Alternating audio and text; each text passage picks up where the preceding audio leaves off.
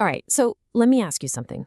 What if I told you that there is a secret connection, a hidden thread, that links one of the most famous video game adventurers of all time to an NFL dynasty? It sounds nuts, I know, but today we're going to untangle this really unique, kind of winding argument that does just that. And in the process, it might just reveal something fascinating about how we judge, well, pretty much everything. Okay, let's get into it. And yeah, this is the big question, right? On one hand, you've got Lara Croft, the legendary Tomb Raider. On the other, the New England Patriots, one of the most dominant football teams we've seen in a long, long time. The connection between them seems completely random. I mean, it almost feels like a joke. But trust me on this, you're going to want to stick around because there is a surprisingly deep, if unconventional, thread that ties these two completely different worlds together. So, first things first, let's talk about the return of a legend, Lara Croft.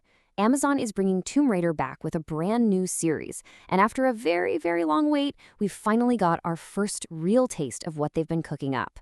Now, the timeline here is pretty wild when you think about it. The first announcement that Phoebe Waller-Bridge was going to be writing this thing came all the way back in early 2023, and then nothing. Just silence. For 3 whole years, the project basically just vanished. And then out of nowhere, bam! This first promo image drops showing us Sophie Turner, Sansa Stark from Game of Thrones, as the new Lara Croft. Okay, so what's the verdict on the look? Well, on the surface, she's instantly recognizable as Lara Croft. The costume is pretty much a perfect match. You've got that iconic green top, the brown shorts, the dual pistols strapped to her thighs. They even got the round red glasses right. Visually, it checks every single box. But, and this is a big but, as we're about to see, just because the costume is perfect doesn't mean the character will be. Because let's be real, the costume is just the beginning. The real question on a lot of people's minds is, who's actually bringing this character to life? And that's where the focus immediately shifts away from the actress in the outfit and lands squarely on the creative force behind the whole series, the writer, Phoebe Waller-Bridge. And this quote, wow, it really gets right to the heart of the criticism, doesn't it? It's a direct shot, basically, questioning her entire recent track record and suggesting that the reason she keeps getting these massive projects has more to do with her politics than the actual quality of her recent work. It's a pretty sharp take, for sure. So is this criticism just coming out of thin air? Well, let's look at the filmography being brought up. Her show Fleabag is, of course, acknowledged as a critical masterpiece. You can't argue with that. But the commentary on her big Hollywood stuff gets incredibly harsh. Her droid character in Solo gets called obnoxious. Her script work on No Time to Die is blamed for, well, weakening the character of James Bond. And her role in Indiana Jones and the Dial of Destiny is flat out called horrendous. So there's a lot of skepticism here, and that is key to the first half of this whole puzzle. But to get the full picture, we have to take a really sharp, really unexpected turn. So I need you to just buckle up, because we are leaving Hollywood completely behind. At least for a minute. And we're making a hard pivot right into the world of professional football. Yeah, you heard me right. I know. You're probably thinking, what in the world does this have to do with Lara Croft? And look, this transition feels super abrupt because it's supposed to. It's mirroring the jump in the original argument. It feels like a leap of faith, but I promise you there is a landing spot, and it's going to tie this whole thing together beautifully. The argument here is actually pretty simple. There's a huge double standard in how the sports media and fans talk about NFL schedules.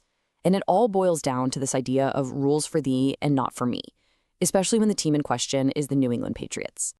Now, this table lays out the core of that complaint. The Patriots get absolutely slammed for having an easy schedule, what the critics call a free ride into the playoffs. But then you look at their division rival, the Buffalo Bills, who have a schedule described as pretty much identical, and they don't face anywhere near the same level of criticism. So what's the deal? Is this a fair critique, or is there a real double standard at play here? But here's the thing, right? A schedule is just a piece of paper. It doesn't just hand you wins. You still have to go out there on the field week in and week out and actually perform. And a 14-3 record, that speaks for itself, no matter who you're playing. That's not an easy schedule. That's just winning. That's performance. And here it is. This is the moment where it all comes crashing together. You can put an actor into a costume, and they can superficially look like the character, but will they actually exhibit the traits and personality? This is the bridge. This is the moment where our two totally separate-seeming arguments finally connect. So after that wild ride through TV shows and professional sports, we finally arrived at the big idea, the core concept that connects it all, the massive difference between what something looks like on the surface and what it actually is in substance. And this, my friends, is where things get really, really interesting. So let's bring it back to Lara Croft. We all know a costume isn't the same as a character, right? Sophie Turner looks the part, absolutely. But will she capture the substance of Lara Croft? You know, her confidence, her smarts, that relentless drive. That's the part we still have to wait and see. And it's the exact same question for the Patriots.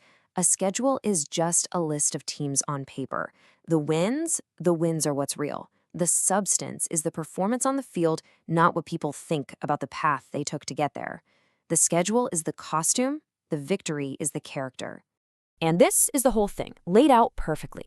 On one side, you had the surface, the stuff we see first, our initial impressions. That's Lara's costume and the Patriots' schedule. But on the other, you have the substance, the actual performance, the on-field wins, the reality. And the big idea here is that maybe we live in a world that's a little too obsessed with the surface when the substance is the only thing that really matters at the end of the day. So what does all this mean for the future? Well, for Tomb Raider, the prediction is that the substance of the show is going to betray the surface. The worry is that Lara will be rewritten from a thrill-seeking adventurer into a kind of social justice heroine. And for the Patriots, the prediction is that their substance, those actual wins, is a sign that the dynasty might just be on the rise again. The ultimate point is that a first look, a single image, can be totally deceiving. And that's where this whole tangled argument leaves us. We live in a world that runs on first impressions, on movie trailers, on hot takes about a team's schedule before they've even played a game. But in the end, what truly matters more, the perfect image or the hard-earned victory? It's a question that goes way beyond Hollywood and the NFL. It's a question we all have to answer for ourselves. Thanks for digging into this with me.